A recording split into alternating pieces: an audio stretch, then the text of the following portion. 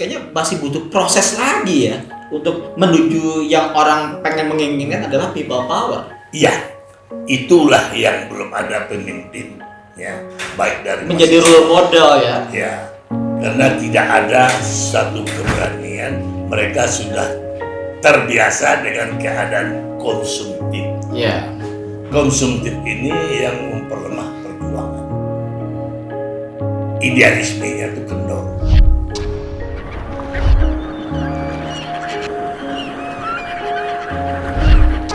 Misalkan ibaratnya kan TNI ya Bang ya.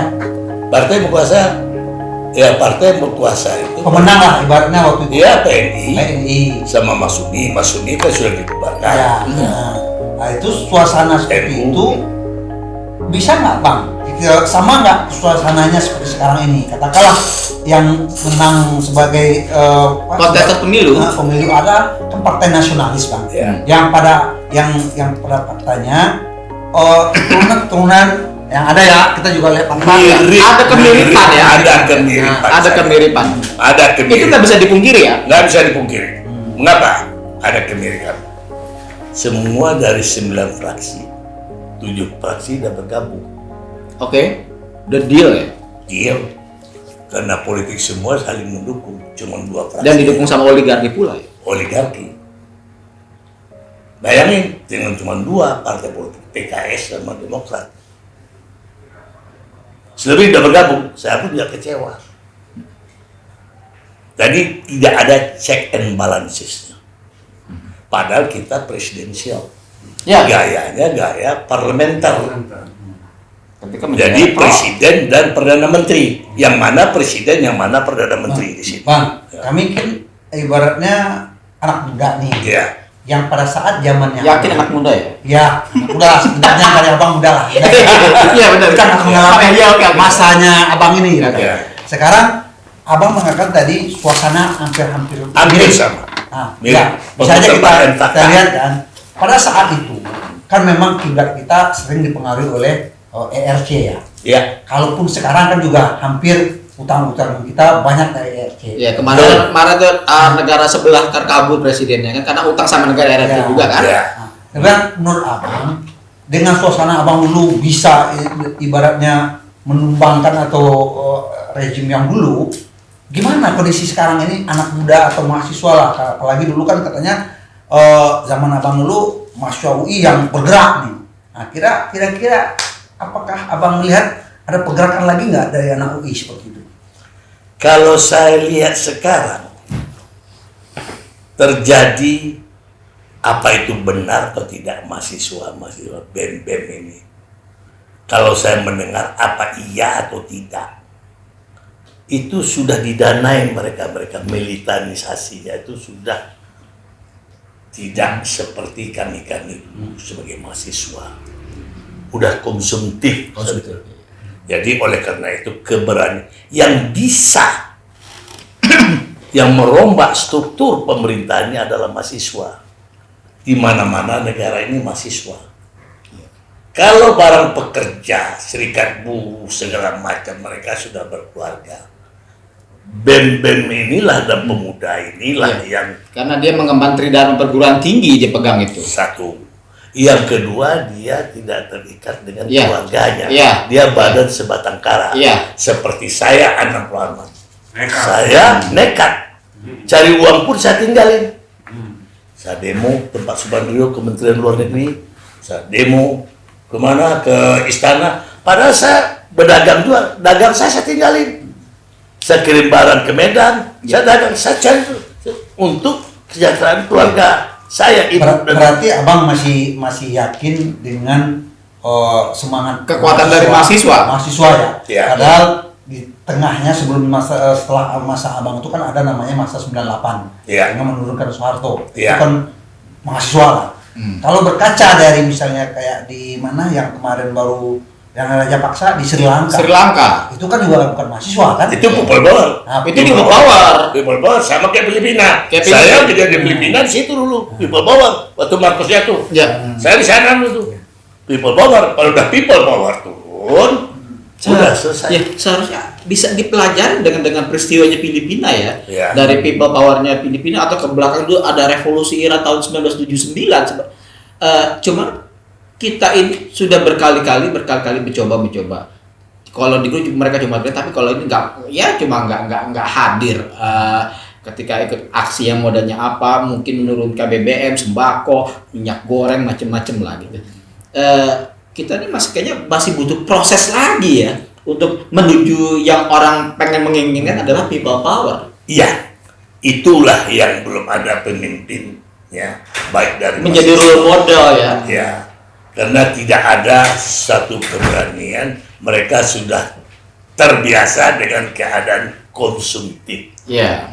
Konsumtif ini yang memperlemah perjuangan. Idealismenya itu kendor. Tapi selama dekat-dekat timbul. Seperti itu. Apakah jadi mentalitas, Bang? Ya, dari zaman kalau dulu raja-raja menarik upeti pajak lah ya. Terus kolonial itu raja-raja berkompromi dengan kolonial. Tetap rakyat yang diperas. Sekarang ini ya pejabat dengan bergaya kolonial pun juga pajak seperti itu. Jadi salah satunya tadi apa? Aji mumpung. Itulah kultur budaya, kata Ibu Valarin Kirchhoff. Itu juga yang dikatakan oleh Profesor Dr. Skorol tahun 72. Jadi sama benar penelitian. Apalagi ahli antropologi. Ya. Valarin Kirchhoff. Profesor Dr.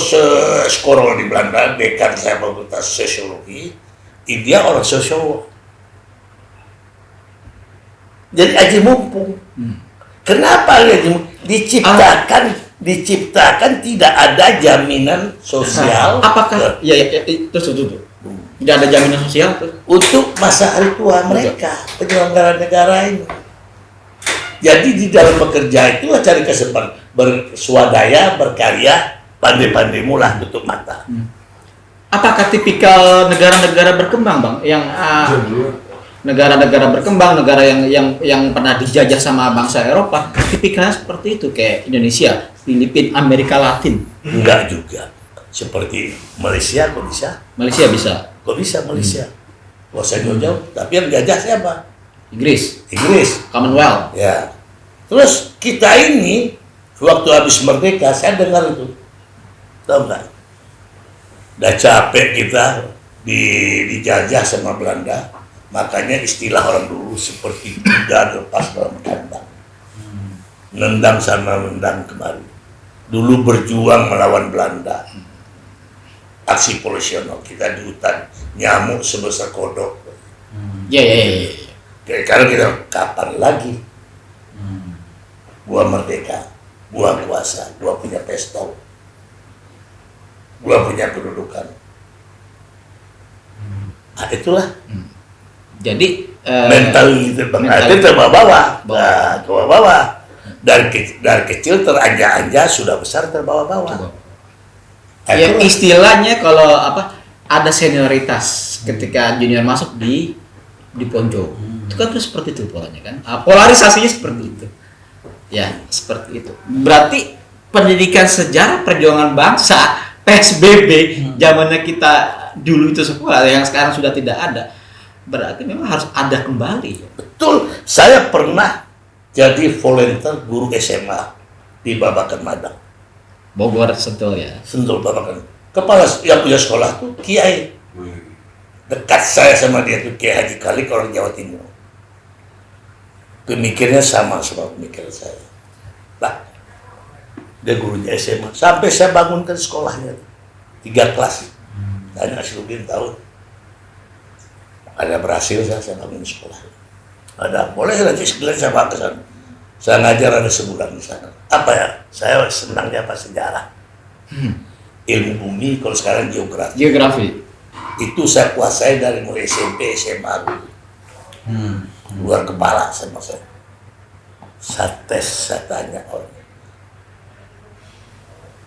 Keliling kepala, saya lihat pelajar sejarah, nggak ada yang seperti yang saya pelajari. Waktu saya di SMP. Gak sanggup saya ngajarinya.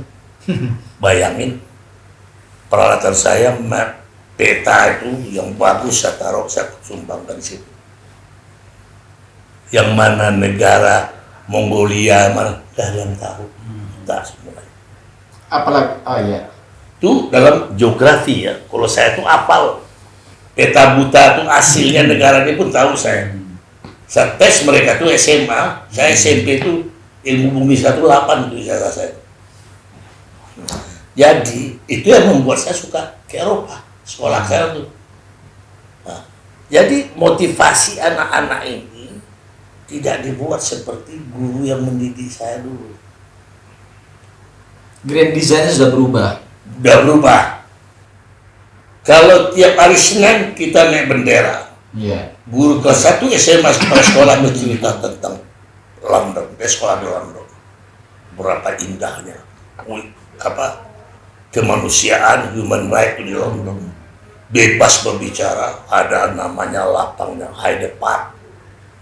Tahun 63 saya, 62. Kita termotivasi kapan ya aku kesana? Itu kan motivasi. Betul. Cerita lagi guru kita yang sekolah di Prancis, ngajar bahasa Prancis. Tertarik akhirnya saya masuk sekolah bahasa film bahasa Prancis. Dia ceritakan menara Eiffel. Itu mirip dengan sejarahnya si Andrea Hirata dengan Laskar Pelangi. Mimpi termasuk menara Eiffel segala rupa, akhirnya dari dia sekolah ke UI, terus dia sekolah ke Sorbonne. Ya. Dari mimpi dan motivasi. Akhirnya jadi kenyataan. Iya. Udah sampai saya di Jerman, sekolah liburan sampai kalau saya lihat, oh iya betul. Sudah itu ke Paris tuh berkali-kali nggak terhingga. Itu karena motivasi. Motivasi betul. Sekarang ini anak-anak nggak ada motivasinya itu. Bayangin.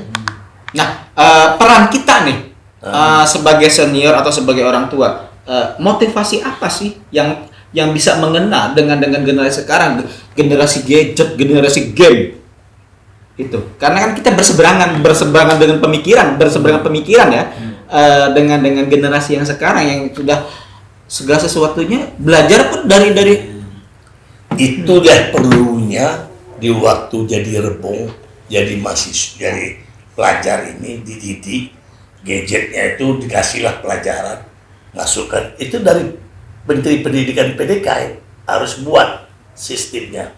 Itulah pelajaran mereka. Apa yang terkembang di situ yang akan diuji. Ya kan? Mereka termotivasi. Ya. Apa? Tentang sejarah. Coba bayangkan apa nggak sedih? Pernah kalian sedih, menangis nggak? Kalau saya sedih. BPIP. Dari Pancasila diperas menjadi 3 menjadi 1 gotong royong. Gotong royong tahu nggak kan? Simbol apa? Ya. Simbol apa? Komunis. Tahu. Kerja itu simbol semboyan komunis. Jerman Timur tuh. Ya. Kalau bahasa Jermannya Arbeit. Itu simbol komunis. Jerman Timur. Saya kan tahun 70. Iya. Arbeit, orang Jerman Timur, Arbeit, itu slogannya. Komunis. Blok Timur sana. Nah itulah perubahan. Step by step masuk. Apalagi sejarah yang dibuat PDK ini, si Karim ini, masuk orang budayanya, udah berubah semuanya. Makin kacau. Rusak generasi penerus ini. Dibuatnya si Karim itu Arab satu. Tapi yang masuk di situ siapa? Yang jadi dirjennya, yang mengaturnya, seleksi bukunya. Orang yang disusupin memutarbalikkan fakta. Ada kepentingan lagi di situ. Kena kepentingan, otak dicuci. Brainwash. Yang Tujuannya supaya ya nantinya orang muda tidak ada percaya sama agama. Apa itu? Kembali menghalalkan segala cara. Menjadi sekuler. Menjadi liar. Termasuk ada diskusi ya tentang balik lagi yang diisukan ini adalah perkawinan di atas agama. Bang, waktu yang menambah kan Pancasila sudah ada kan Bang ya? Ya udahlah. Nah, Dari mulai tanggal 18 ini. Iya. nah, gimana Bang? Waktu Abang kan sekarang kan ada nih, saya Pancasila, saya NKRI, Saya Pancasila. saya Pancasila. Banyak. Tapi kenyataannya, Itu tau nggak? hmm, Itu namanya siapa berkotek dia bertolong. Oke deh. Itu aku Pancasila, itu ada. Iya. Karena dia bukan Pancasila, karena dia Pancasila. Aku NKRI. Padahal istilah NKRI itu yang menciptakan itu adalah tokoh Masumi. Tuh kamu masuk yang Muhammad Nasir. Muhammad Nasir. Dia nggak tahu. Mosi integral. Musik betul integral. Kalau dia belajar hukum tata negara. NKRI itu lahir dari siapa? Iya. jadi siapa berkotek dia bertelur. Oh dia orang Pancasila, kawan aku juga begitu. Nah, Baik. aku ya. Jadi kalau genjer-genjer lagunya PKI. Genjer-genjer tau kan? ya, Nah, kalau apa namanya? Di ini ada penyimbangnya waktu Buya Hamka, Panggilan Jihad, yang diputar di RRI era dekade 70 ke atas kan masih ngerti ya. Ya itu untuk menyimbangi lagu genjer-genjer itu ya, Panggilan Jihad Buya Hamka sama pakai Abdullah Safei.